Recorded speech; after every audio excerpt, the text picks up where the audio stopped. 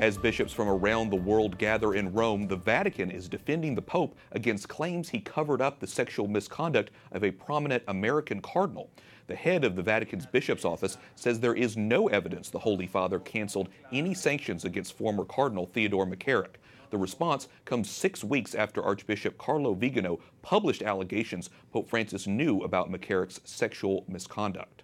Edward Pentin, Rome correspondent for the National Catholic Register, joins us. Edward, in his letter, Cardinal Willett denounces claims made by Archbishop Vigano, the former Vatican ambassador. Walk us through his letter. Okay, well, Cardinal Willett calls Vigano's claims a blasphemous political setup, but he does confirm for the first time that McCarrick was subject to some form of disciplinary measures. Willett says the, quote, exhortation to live a discreet life of prayer stopped short of binding canonical sanctions because the rumours about McCarrick's misconduct lacked proof. Now, the rebuke marks the first Vatican direct response to Vigano's 11-page letter accusing Pope Francis and 24 church officials of covering up for McCarrick since the year 2000. McCarrick is accused of sexually abusing seminarians and at least one minor. Vigano, who was the Vatican's ambassador in Washington, D.C. from 2011 to 2016, demanded Pope Francis to resign for his role in the scandal, or what he says is a cover-up. And the cardinal here uses very strong language in this open letter about Archbishop Vigano. That's right, Wyatt. Cardinal Willett says Archbishop Vigano's allegations were an unjust and unjustified attack on Pope Francis. He says it profoundly wounded the communion of the Church, and he demands that Archbishop Vigano come out of hiding and repent for what he says is a false accusation against Pope Francis. But he also makes some strong judgments himself, Cardinal Willett, questioning how Vigano can continue to celebrate Mass and pray the Rosary given his attack on Christ's Vicar on earth. Now, I should also say my sources contest some of what he says, particularly that it was a political plot. People contest that very strongly.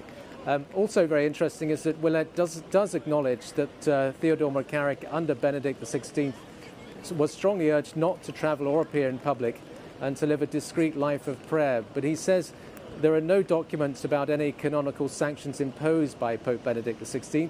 He says it's false to suggest Pope Francis had annulled any such measures, but doesn't really deal with the issue that he influenced the appointment of some bishops.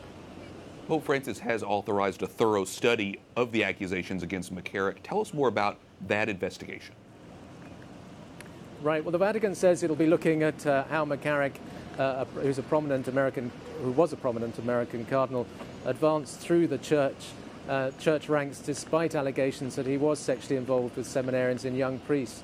This is the first response to the explosive allegations of cover-up that is roiling the papacy. The Vatican says it's aware such an investigation may produce evidence that mistakes were made when evaluated with today's standards. But it said Francis would follow the path of truth wherever it may lead. Similar to Cardinal Willett's letter, though, the statement did not address specific allegations that Francis himself knew of McCarrick's sexual misconduct in 2013, and that's obviously the most central subject.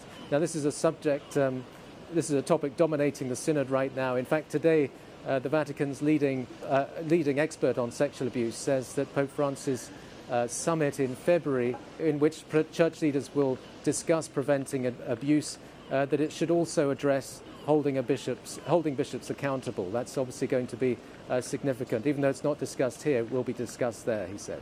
So many important issues being discussed at the Synod right now, not just the McCarrick investigation, but also, obviously, the response to Archbishop Vigano. We'll continue to follow this. Edward Pentin, Rome correspondent for EWTN's National Catholic Register. Thanks so much. Thank you, Wyatt.